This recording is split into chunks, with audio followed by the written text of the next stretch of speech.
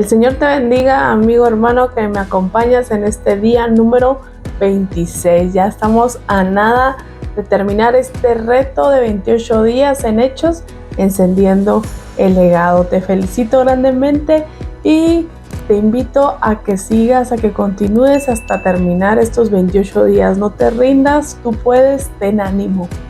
Vamos a comenzar con la lectura del día de hoy. Vamos a ir ahí en este capítulo 26. Vamos al versículo número 4 de este capítulo 26, que dice de la siguiente manera: Mi vida pues, desde mi juventud, la cual desde el principio pasé en mi nación, en Jerusalén, la conocen todos los judíos, los cuales también saben que yo desde el principio, si quieren testificarlo, conforme a las más rigurosas sectas de nuestra religión, viví fariseo. Este capítulo 26 nos deja varias enseñanzas muy tremendas, como todo el libro de Hechos, ¿verdad? Que nos hemos gozado en estarlo estudiando, nos hemos gozado en ver a profundidad las enseñanzas. Pues mira, Pablo está frente al rey Agripa, y aquí lo vemos defendiéndose del rey. En el versículo 1, 2 y 3 abre diciéndole: me alegra poder defenderme contigo, porque yo sé que tú conoces las leyes, las tradiciones, las costumbres del pueblo judío. Dice, me vas a entender por lo que está pasando y qué es cierto y qué no es cierto. Me revela en este pequeño versículo, el Señor ponía en mi corazón, de que Pablo conocía a sus enemigos, conocía cómo defenderse y también conocía a sus enemigos. Mira, dice la palabra: no quiero, hermanos, amigos, que ignoréis las maquinaciones de vuestro adversario, el enemigo, el diablo, ¿verdad? Qué interesante que el apóstol Pablo lo saluda y le dice: Agripa, que me da mucho gusto defenderme contigo porque yo sé que tú conoces. Él sabía el conocimiento hasta dónde llegaba. El enemigo conoce aún mayormente las escrituras que tú y que yo. Entonces a veces desconocemos a nuestro adversario, desconocemos a nuestro enemigo, y es bien importante conocer las estrategias que usa para no caer en ellas. Qué importante que Pablo conocía a este rey, sabía qué conocimiento tenía este rey y pudo llegar y decirle: qué bueno que me tocó contigo, porque yo sé que tú conoces y yo sé que tú te vas a dar cuenta que lo que me están diciendo, de lo que se me está acusando, es simplemente un levantafalsos, es algo que no es verdad. Vemos nuevamente a Pablo testificando una vez más, contando su vida, contando su transformación, contando cómo él era fariseo de fariseos. En este versículo con el que comencé, en el versículo número 5, dice: si ustedes quieren testificar, pues digan que yo viví rigurosamente en la secta de nuestra religión, viví fariseo. Y me llevaba a pensar que muchos de nosotros a veces, por vergüenza, ¿verdad? Porque es vergonzosa nuestra vida pasada. No quiere decir que uno se gloríe de lo que hicimos en el pasado cuando no conocíamos a Cristo. Pero Pablo dice: pues sí, ustedes podrán decir que yo fui fariseo, que yo fui esto, que yo fui lo otro, pero yo viví, lo hice, era. Así nosotros debemos de decir cuando alguien venga y te quiera acusar y quiera testificarlo, como decía el apóstol Pablo, y decir: pues si tú eres un borracho, pues si eras una chismosa, pues si eras esto, pues sí, tú le vas a decir: pues sí, era, ya no soy, ahora soy nueva criatura, porque el que está en Cristo, nueva creación es. Mira qué importante también nosotros abrirnos a la hora de testificar. La gente allá afuera está hambrienta porque tú le cuentes qué tan roto has estado, porque tú le cuentes qué tan perdido te encontrabas, y aún en medio de esa perdición, Cristo pudo hacer algo en medio de tu situación.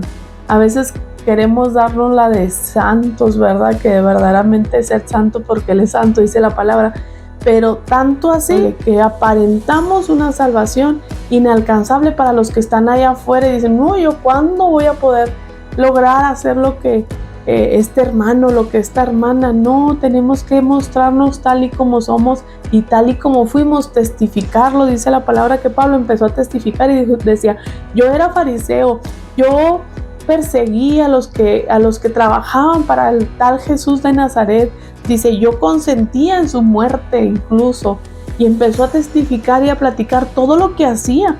Dice, pero llegó el momento en que su luz, su resplandor me hizo caer ante sus pies y no pude resistirle. Mira qué bonito el apóstol Pablo. Sí, está bien que testifiquemos, está bien que nuestras debilidades salgan a la luz para testificar. Aquel que está caído, aquel que está hundido y que piensa o cree que no hay esperanza para su caso, mira, Dios puede restaurar lo más roto. Dios puede sacar de la tristeza al más depresivo. Dios puede cambiar la ansiedad. Dios puede sanar a aquel que tiene un diagnóstico de muerte. Dios todo lo hace y para Él nada es imposible, dice la palabra. Pero hace falta que tú y que yo hablemos y mostremos que somos débiles y que así como fuimos débiles, fuimos caídos de lo bajo, de lo vil, de lo menospreciado, del lodo cenagoso. De ahí nos sacó el Señor, para su honra y para su gloria, para levantarnos y para transformarnos, porque Pablo lo sacó de donde él vivía, le quitó esa venda de los ojos y le transformó, porque cuando Dios nos salva hay una transformación. Dice la palabra en el versículo número 20, sino que anuncié primeramente a los que estaban en Damasco y Jerusalén y por toda la tierra de Judea y a los gentiles, y pon atención a lo que dice enseguida, que se arrepintiesen y se convirtiesen a Dios. Eso era lo que predicaba Pablo y por eso lo querían meter a la cárcel. Y decía, y hagan haciendo obras dignas de arrepentimiento. Mira, Pablo predicaba el evangelio, predicaba al Señor Jesús, arrepiéntase y conviértase. Y lo dice, hagan obras dignas de arrepentimiento. ¿Qué quiere decir? Que cuando tú te conviertes al cristianismo, tus obras tienen que ir a la par.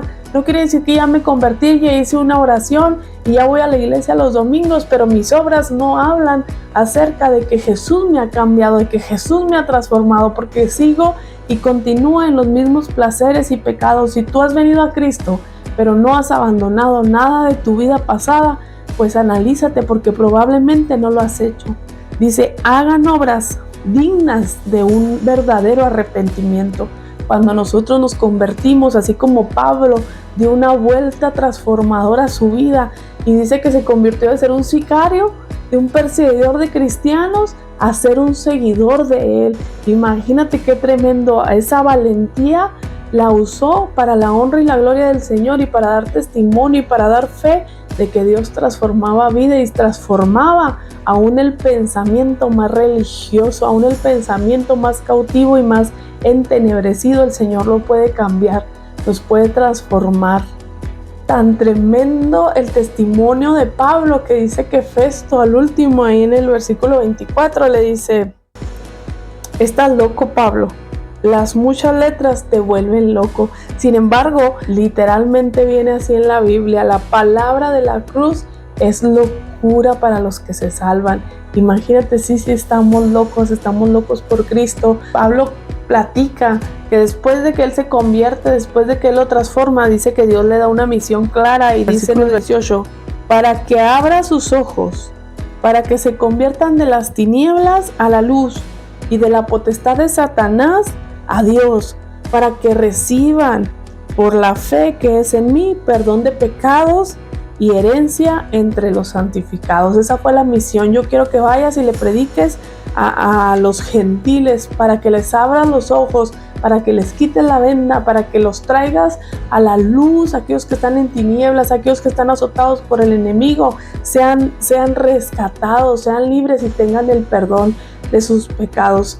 Dios cuando nos va a usar, Dios cuando te va a dar una misión, Dios cuando te va a dar un ministerio, Él te habla claro, te da las instrucciones claras, te da el propósito claramente, así como el apóstol Pablo. Y el apóstol Pablo decidió moverse, decidió obedecer. Vemos otra vez este principio de la obediencia. Un versículo más que llamó mi atención grandemente es este.